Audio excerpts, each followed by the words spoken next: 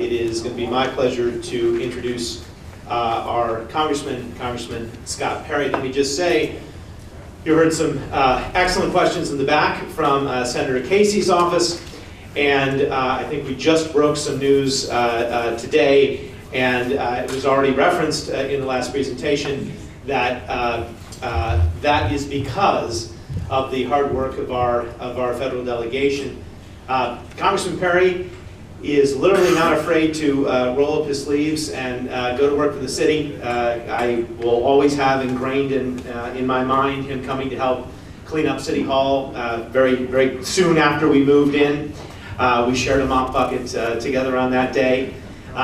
He has recently won re-election by an astounding margin here, including taking many precincts in the city of Harrisburg, which of course are heavily Democratic. I think it's a testament to his willingness and desire to work in bipartisan ways. And I'd also like to say that Bob Riley has been the most rapid responding staff person that we could possibly have to work with here in the city of Harrisburg. When we have a question about federal policies or grants or anything, the response from your office has always been rapid and incredibly helpful. So we wanted to give you a chance to address the summit today. Thank you, Congressman. Thank you very much. Thank you, sir. Thank you, Mr. Mayor. Listen, I appreciate it. I want to let you know that our heart breaks for the folks out on South 14th Street. Having walked the ground myself and been out there, you know, I kind of harken back to some times. I've flooded out a couple times in my own family, Agnes and Eloise. The good news for us is that there was a home to come back to and repair. It took a lot of work on each occasion, but that period of time when you're not in your home, you know, living in the township building, living in the fire hall, taking up residence at a neighbor that was willing to take the family in while you didn't have a home and no power and all that stuff. Now, like I said, the good news for us is we were able to go back home in a relatively short period of time, especially compared to the situation of residents out on South 14th Street are dealing with, which, you know, you've played by the rules, you've invested in your home, your family, your community, and then this horrific tragedy befalls you. And you know, I'm frustrated from a federal standpoint because I've long been and currently am an advocate that the federal government needs to have a plan for these natural disasters, whether they're floods, whether they're fires, earthquakes, tornadoes, you name it. We know they're coming, and we watched this thing with Sandy come. And the legislature voted, you know, millions and millions of dollars in relief. And quite honestly, from my standpoint, you know, millions of dollars went to re-electing a governor in New Jersey and not to helping, and that's great, but that didn't help the folks, you know, that were affected. And so we need to have a better plan. The other thing that you need to know is that right now there is no good plan from the federal government. But your representative of the federal government is working on a monthly basis, if not more often, with the city leadership, with our federal delegation, with our state delegation. Met with Keith Gillespie recently. He's the chairman of the Urban Affairs Committee in the House, and he works with Senator Argel. And we're in the same agreement. That's a disaster area out there. That's a disaster area where people have played by the rules, and now they're out of their homes, and they're still responsible for mortgages, yet can't move back in, and there's no good plan to fix it.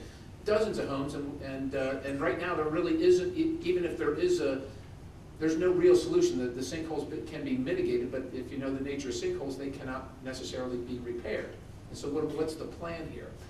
So we are hopeful, and I'm hopeful that we can cobble something together between the state, federal, and local officials to make folks whole, to fix our city and this portion of it, and to have a plan moving forward so that people that are afflicted the same way don't suffer the same fate as the folks out on that end of town.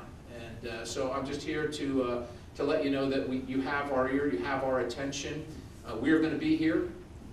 As the mayor said, Bob Riley in the back there, if you want to raise your hand, Bob is a representative here. We'll have a representative, a different one from the office later today. I think Tyra will be here.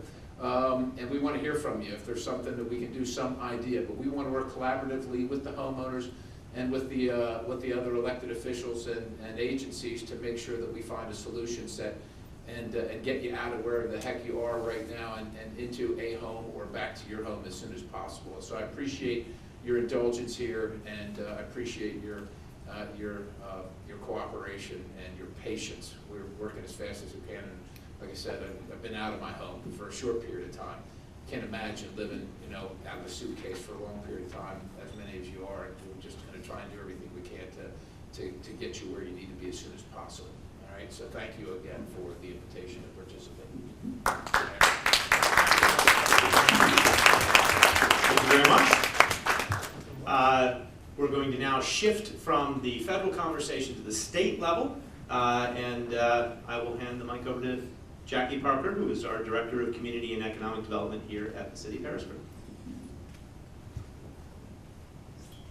Thank you, Mayor. I think as we're listening to our speakers, you can kind of understand that it is going to take a collaboration, because each program has different requirements, different eligibility, different activities that it's going to cover. So there is no one line that says Sinkhole.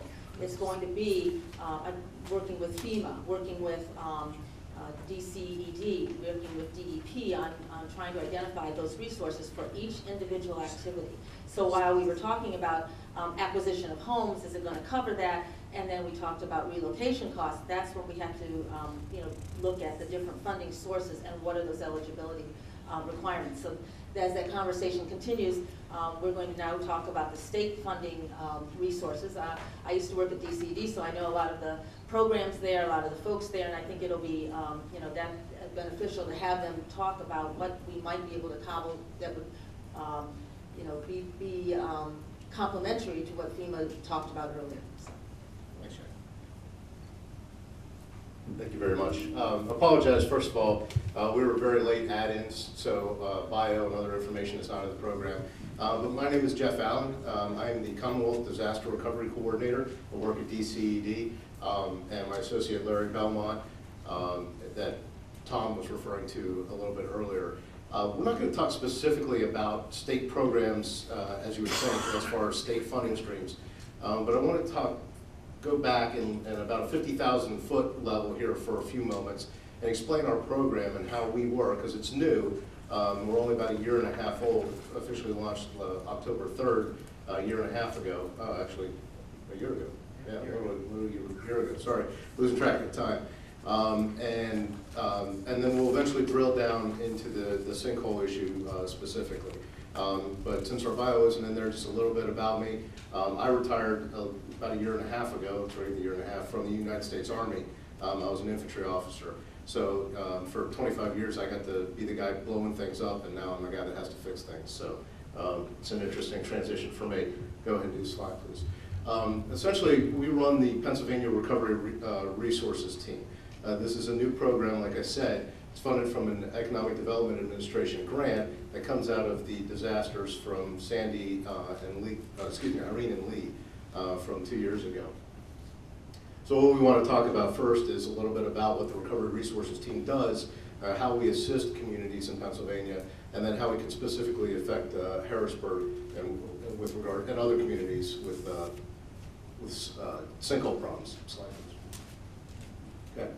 So the purpose of the Recovery Resources Team, I apologize we don't have handouts either, but Larry and I were down at Emmitsburg all week this week, and we just got added in recently. But essentially, our main mission is to institutionalize a process for communication amongst entities.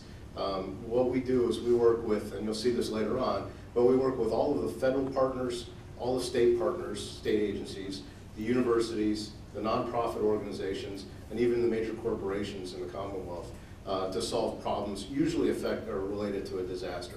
So we're a little bit different. Like Tom Hughes, who just spoke a few moments ago from PEMA, manages very specific grant programs.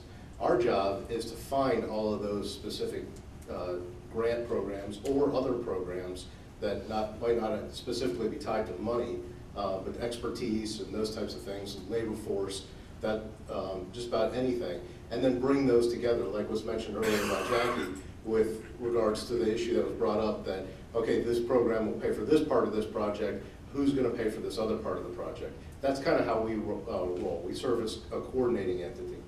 And the other piece of it is to reduce the amount of bureaucracy for recovering communities so that we can help streamline the process for a community that's recovering and try to get everybody to the table at one time. So that a community that's having an issue doesn't just go to PEMA and say, we've got this problem, and they say we can and cannot or cannot help, but have you tried DEP? DEP comes and says, well, we can do this part of it, but, or we can or cannot help. What we try to do is we'll get the problem and then we'll present it to all of those agencies at the same time and form working groups to try to figure out how we can solve the problem and who takes on which piece of the pie. Slide, please. This is our mission, like I mentioned. It's the first bullet process, or first bullet on the other slide, institutionalizing that process to crosstalk, to communicate, get everybody to the table at the same time. We're co-chaired by DCED and PEMA, like Tom was from, as well as the Federal Emergency Management Agency. We work with our representatives out of FEMA Region 3, Philadelphia, spend all week with them. In fact, this week I have a very good relationship, as well as with PEMA, Tom Hughes, Chris Evans, and other folks over at PEMA we talk to on a regular basis. Slide, please. So, and then these are some of the entities that were created under the, we essentially work under the National Disaster Recovery Framework, which is, again, that's also a relatively new document, came out in 2012, but it creates a structure for disaster recovery that didn't exist before. There was always a response structure, there's been a response structure for years and years, but there was never a recovery structure. And so that's what we do, is institutionalize the recovery structure. So I work very closely with the Federal Disaster Recovery Coordinator out of FEMA Region 3. He's my federal counterpart, and he's my in to all of the other federal agencies and programs. So if I don't know what we need to do, but I know we need to do something, I can go to my counterpart, Ken, over in Philadelphia and say, Ken, I have a problem, can you assist me with it? And he'll reach out to all the federal partners and try to find a solution that may or may not be a FEMA solution. This is me, the Commonwealth Disaster Recovery Coordinator, and then a new position that's been created under the construct of the National Disaster Recovery Framework is the position of the Local Disaster Recovery Manager. So that's the local representative that works with me to try to serve as a champion for the community that's been affected by disaster. As we go through the myriad of bureaucracy, our job is to kind of cut through all that red tape and try to find the most expedient and efficient solution to the problem. And then one thing we also look at trying to do, now this is usually when you have a large-scale disaster, an Irene or Lee type thing, is forming a local community of vested individuals, usually volunteers, that work and serve as a committee to help solve the problems, identify the problems, come up with a game plan, and then solve the problems by presenting it to me and through the federal program, federal partners as well. Slide, please. Okay. These are some of the guiding concepts that we work under. Disasters, obviously, everything really comes back to economics. That's why when we're talking disaster recovery folks that are in the Department of Community and Economic Development rather than in the Pennsylvania Emergency Management Agency. They do a very good job of response and as well as some very good recovery programs. But we all know that a disaster is going to affect the economic livelihood of a community, and that affects everything, housing, then schools, et cetera. If there's no jobs, there's no reason for people to stay, and then eventually the community starts to go away. And that happens quite a bit. So what we're worried about doing is looking at the economic viability of the community after it's been affected. Just like the sinkholes on 14th Street, people, businesses have to close. If people don't want to live there, then pretty soon that area of the city starts to die away and decay. The needs of the community drive our functions. We're totally driven on the requests from bottom up, trying to tell us what you need, and then we go out and try to find it. Okay, slide please. So again, what we are, a central point of contact for community leaders. So if you don't know where to turn to, or you need to get a bunch of different people to the table, you can come to us and ask us for assistance. And then our job is to essentially serve as like a concierge for you. So you don't have to call every state and federal agency. We'll make those calls. We have the contacts, and we'll get them to the table. We've done that in a number of cities across the Commonwealth already.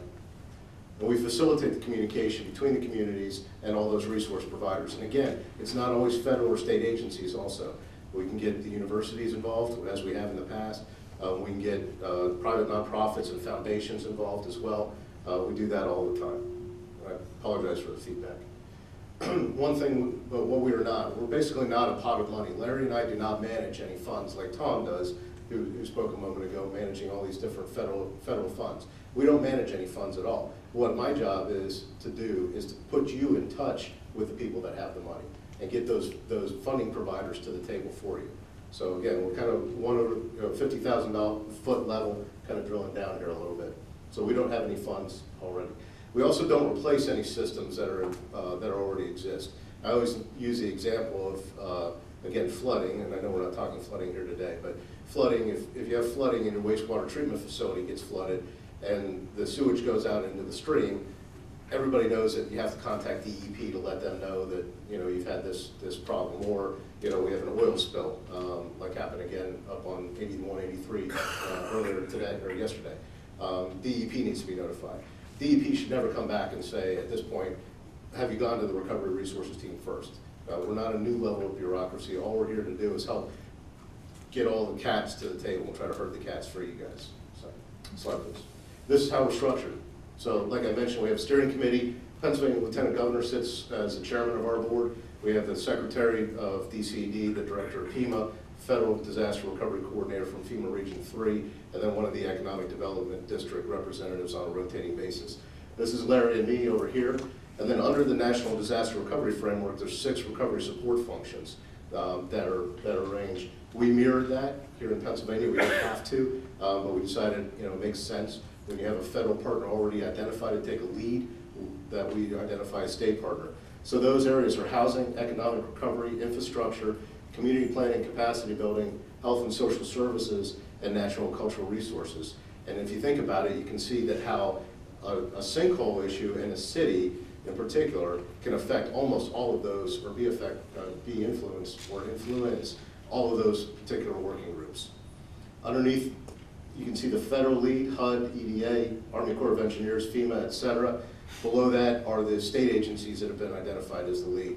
Now there's potential that some of these are going to change, but the bottom line is we have people identified, they come to the meetings, we talk, so that again, if I have an issue that's presented to me, I can go directly to the source and ask them for the assistance, and their job then is to go out. What's not reflected here, kind of underneath in this yellow block, we have right now over about 537 distinct points of contact, again, through federal agencies, state agencies, universities, corporations, private nonprofits, and foundations. So we can find a solution to the problem. It's just knowing what the problem is. Slide, please. And this is essentially how it works. Community stakeholder, mayor, somebody like that, contacts us through our website and then presents us with the problem. We send the problem down to one of those working groups depending on what the problem is, and then they close the loop with the community. And then eventually, every quarter, we meet with our steering committee and update them on the progress. So we'll go line by line through the issue, the disaster, the community, with the lieutenant governor sitting at the table and explain to him what we're doing to help. So that's how we help promote transparency and accountability. And we'll brief him on that and tell him where we're having problems or where we're having successes. So, slide. Oh, thanks. And then the local disaster recovery manager, like I mentioned, this is just again for something for thought, future planning, because it's a new position that didn't really exist before. And again, the main purpose of this position, and it could be really anybody that you decide at the local level, somebody that's already paid an additional duty for a planner, for example, but their job then is to kind of get all the information at the local level and serve as a champion up through us so that we can contact the state and federal agencies, like I mentioned. So, again, primary point of contact between the respective jurisdiction and my position. Slide, please. Okay, so now I'm going to turn it over to Larry, and we're going to talk a little bit about how all that construct can be used to help when it comes to sinkhole issue in particular. Again, we work predominantly in the disaster arena, presidentially declared and gubernatorially declared disaster. However, since we have this construct in place, we have all these contacts, excuse me, I'm sorry, it's Friday, and I know I'm keeping you from lunch, so I'll try to be brief. We're more than happy to reach out to all these contacts and use our services in our best of our ability to assist you as you solve your problem, because every disaster is local, so even a local disaster is a disaster. So I'll turn it over to Larry. Hello, I'm Larry Belmont, work with Jeff. I just want to start with an example, because they're usually a lot easier to grasp than just a bunch of slides. Several months ago over near Philadelphia, there's a commercial complex called the Baker Center.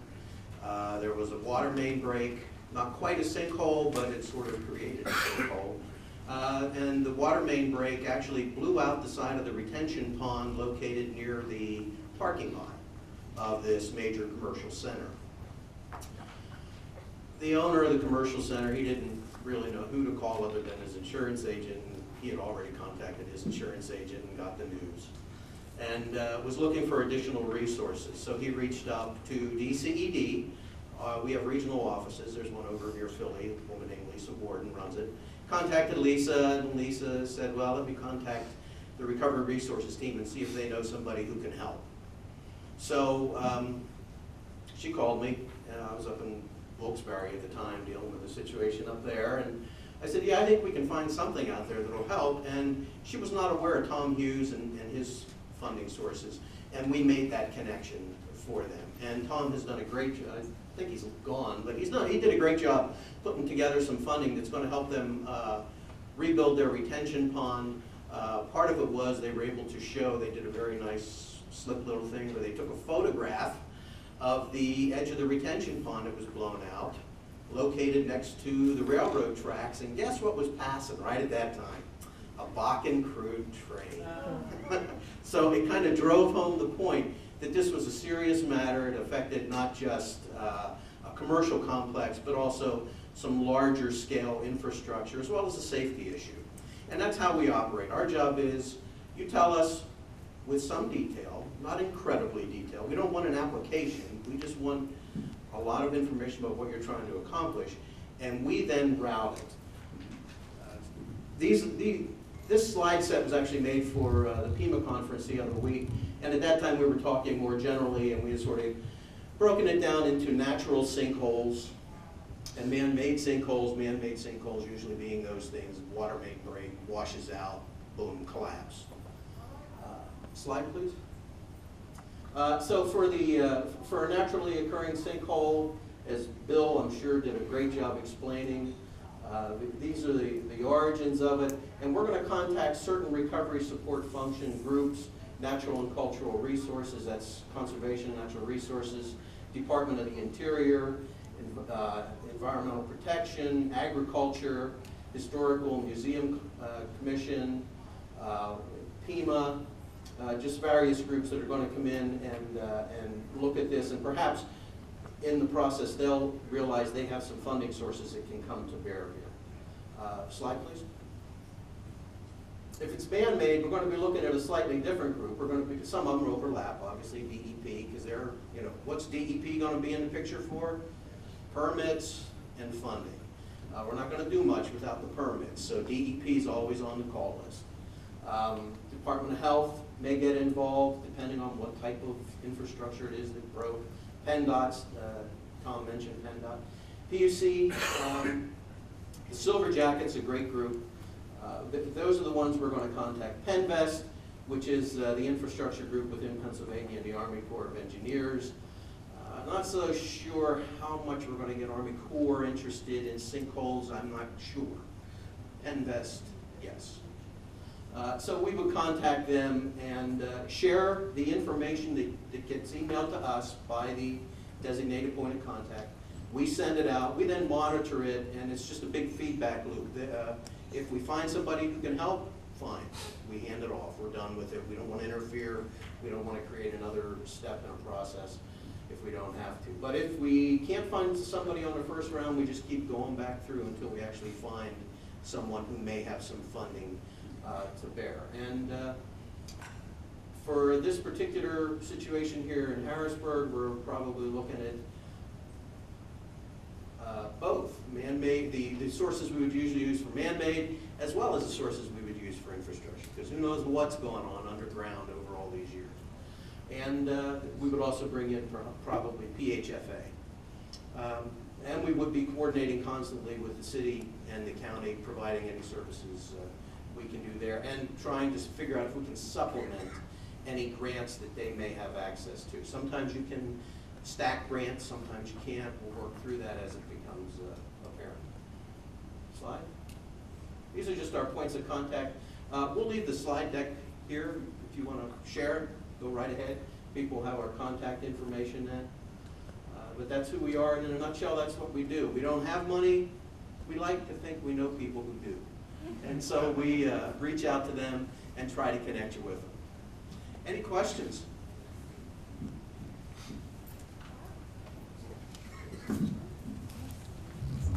And one thing, we failed to mention, we have the 6 recovery support functions. What Larry just covered were the 2 that we would go to for the lead of the core of the problem.